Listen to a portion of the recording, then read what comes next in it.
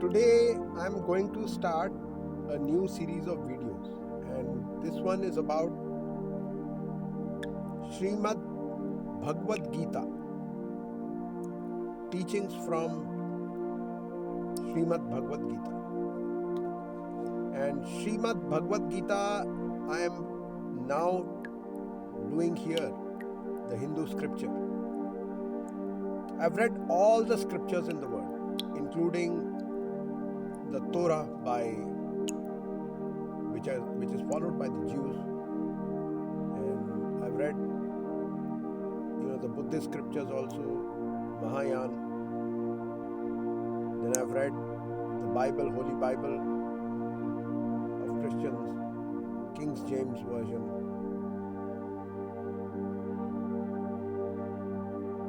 And I've read the Quran also. So most of the scriptures all over the world I've read. And because right now I'm in the holy land of India, and here predominantly everyone is Hindu, although this is like a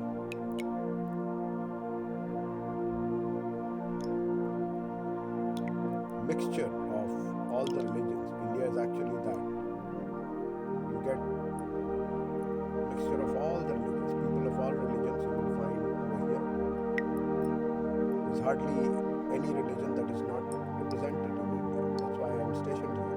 But predominantly it is Hindu based, so I am starting this Hindu, the most revered document, the scripture, which is kept in homes.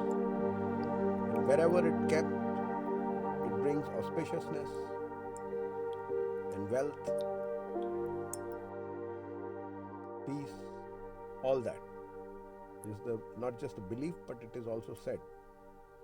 So this is Srimad Bhagavad Gita that I follow.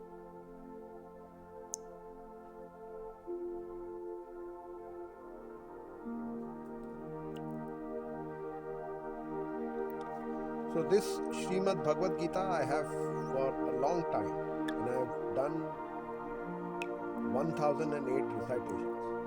The whole purpose of the Srimad Bhagavad Gita is that you get Diksha from this. Before reciting any chapter, you get Diksha from a Yogya Brahman. Only then it works. And where do we get this evidence? We get evidence in the Sri Vishnu Puran. So in Vishnu Puran, you get Ekadashi Vrat Katha. Those Ekadashi Vrat Katha specifically mention, one Katha is there where it mentions that Lord Indra, who is the ruler of the heaven, or the Indralok, he comes down and he takes, on the insistence of his Guru Brahaspati, Guru Dev Brahaspati, he comes down and takes in Varanasi Kshetra Diksha from a Yogya Brahman, and from there he gets one chapter Diksha. Then he starts worshipping the Bhagavad Gita, and then he gets back his throne. So that is the evidence that Srimad Bhagavad Gita cannot be recited just by anybody. You do your own investigation. Find out from Sri Vishnu Puran, the Ekadashi Vrat Katha are there. Read them all. In them you will find that it is mentioned about Lord Indra, how he got back his Rajya or his throne of Indralok. So that is the evidence that you need to get Diksha of Srimad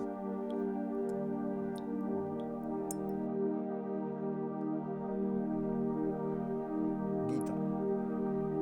Now, this is one document that I have, scripture which I have Diksha. I got Diksha in my past life. So I did not need Diksha from a Guru. So there's a specific way of reciting. You can't just recite just like that. So this specific way of reciting, I know how you have to recite. And 18 chapters are there in this Srimad Bhagavad Gita. So here, the 18 chapters, there is a purpose for each chapter, from chapter 1 to chapter 18. So in separate videos, I'm going to cover that. What is the purpose of each chapter? Who can take initiation of each chapter? For what purpose? So I will be unleashing Srimad Bhagavad Gita's initiations now through this video. This is the introductory video. After this, I will be giving initiations into each chapter. So that will have to be through Guru Dakshina. Without Guru Dakshina, this kind of a thing will not work. The initiation will not work. So Srimad Bhagavad Gita is most revered document of Hindus. So to give you a glimpse here,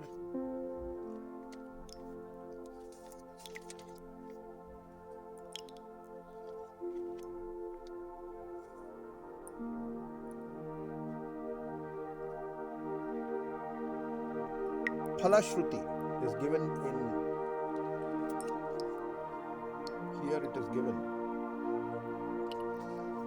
and it says Phalashruti means the phal or the result of recitation of Bhagavad Gita as per the laid out process.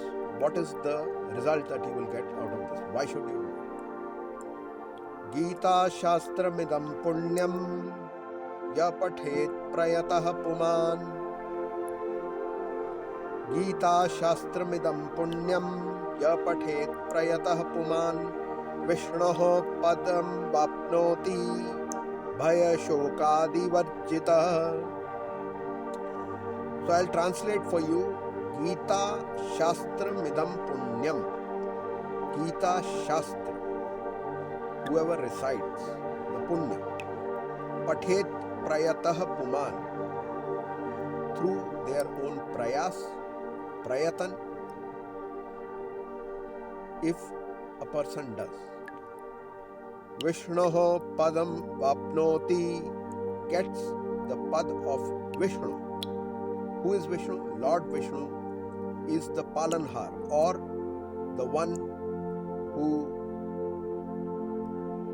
is the caretaker of all, as believed in the Hindu Sanatan Dharma. Bhaya Shokadi Varjitah. Vishnoh Padam Vapnoti Bhaya Shokadi Varjitah. Bhaya, fear. Shok means grief. Adi, Varjita, lot of other things are there. Varjita means never happen.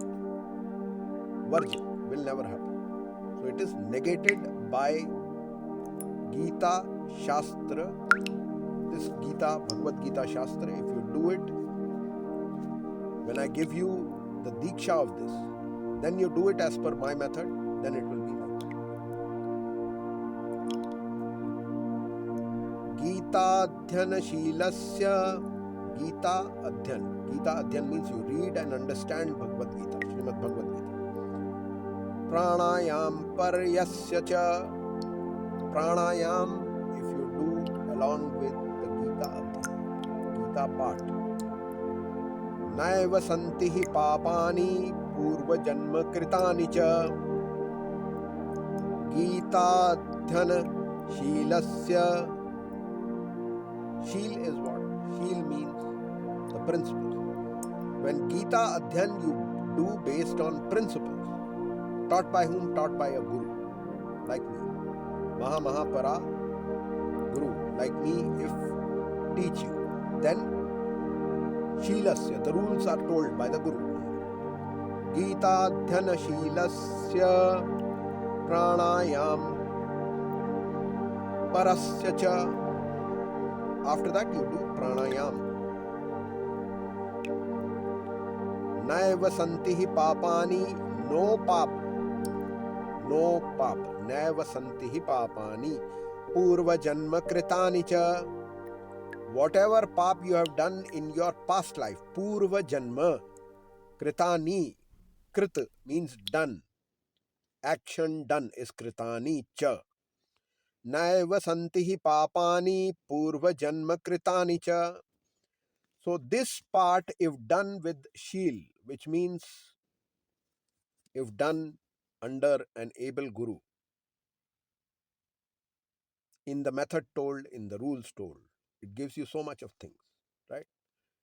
So it has that ability. That's why I'm telling you that I'm unleashing now. In the coming videos you will see the Diksha of Srimad Bhagavad Gita. Okay, this document, this scripture will be there with you.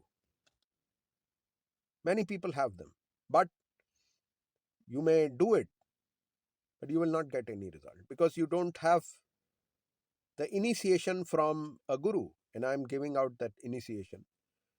So it will be exactly $3 per chapter because Guru Dakshina has to be given, otherwise, it cannot be materialized in real life.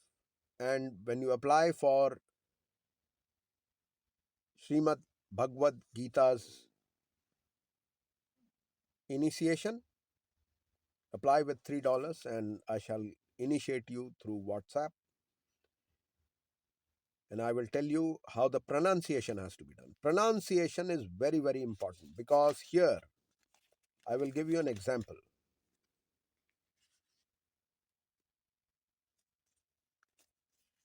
A simple thing like Krishna, the name of the deity here. In this, there are two. It's a samvad or it's a dialogue between Sri Krishna and Arjun. Now, I've seen, I'm not blaming any sect, okay? I'm not against any sect or any particular religion or anything like that. But there is a Samved, and Samved has told how the pronunciations have to happen. So, in that, it is very clear that you pronounce properly.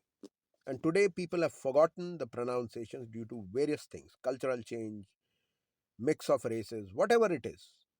But the correct pronunciation, simple one I'm telling you in this video, please, please, please don't say Krishna or Krishna. It's not Lord Krishna, Lord Krishna, don't say. He is Lord Krishna. Krishna, has to come out. The letter is important. Krishna. He's not Krishna. He's Krishna, not Hare Krishna, Hare Krishna. Don't do that. That is wrong. Krishna, Krishna, Krishna. Krishna. Please say Krishna properly. His name has to be pronounced properly.